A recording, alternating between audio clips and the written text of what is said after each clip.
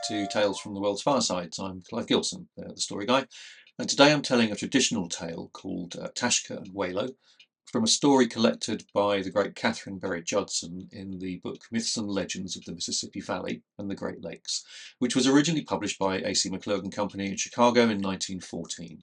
This is a Choctaw tale from Bayou Lacomb, and it's, as I say, Tashka and Walo.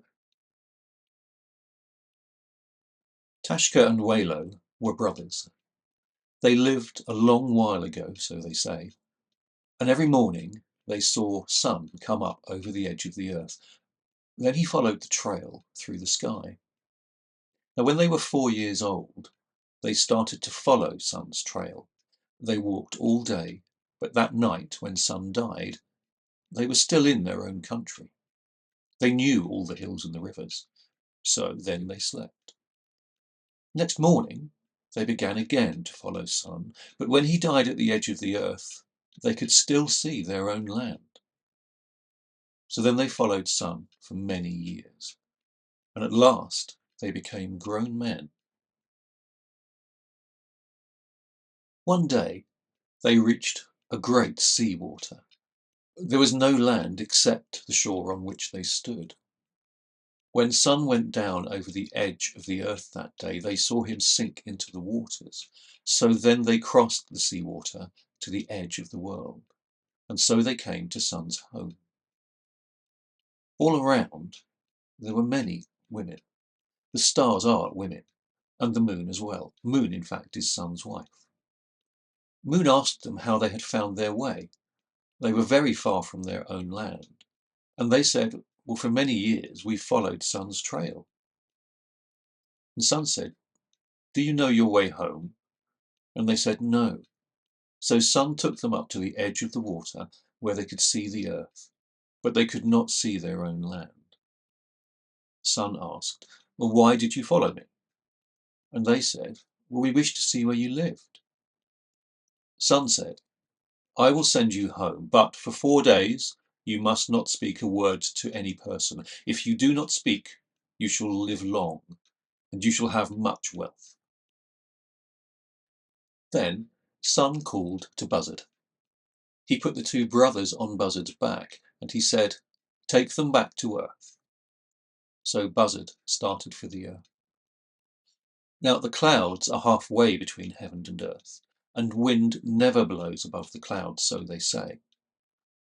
Buzzard flew from heaven to the clouds. The brothers could easily keep their hold, and Buzzard flew from the clouds then to the earth. But now, of course, wind blew them in all directions. Then, at last, they came to earth, and they saw the trees around their own village, so they rested under the trees. An old man passing by knew them, so he went down the trail and told their mother. She at once hastened to see them. When she met them, she began to talk, and she made them talk to her, and they told her their story. So they spoke before the 4 days were ended, and therefore Sun could not keep his promise. Okay, that's the story of Tashka and Walo. The Choctaw tale of Tashka and Walo is, I think, special for several reasons. As usual, these tales reflect deep cultural values and things like themes of heroism, and in particular the interconnectedness of nature and humanity in Choctaw storytelling. It's a tale that not only entertains but also educates, and I think reinforces the social and spiritual fabric of the originating community. Now, as ever, my main aim is to tell stories that might otherwise be forgotten or lost to modern readers, and in particular to readers outside of the originating cultures. I think by sharing our stories, we can make the world that little bit less complex, just through a little bit of understanding.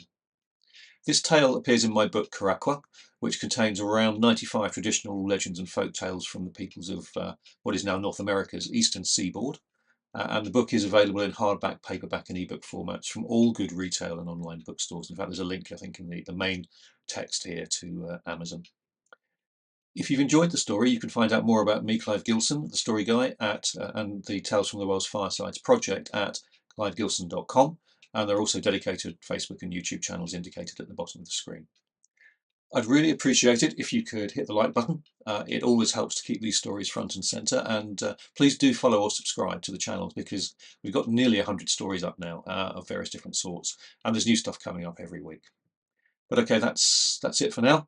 So thanks for staying with me, and so until next time, keep reading, keep listening, keep watching, and stay inspired.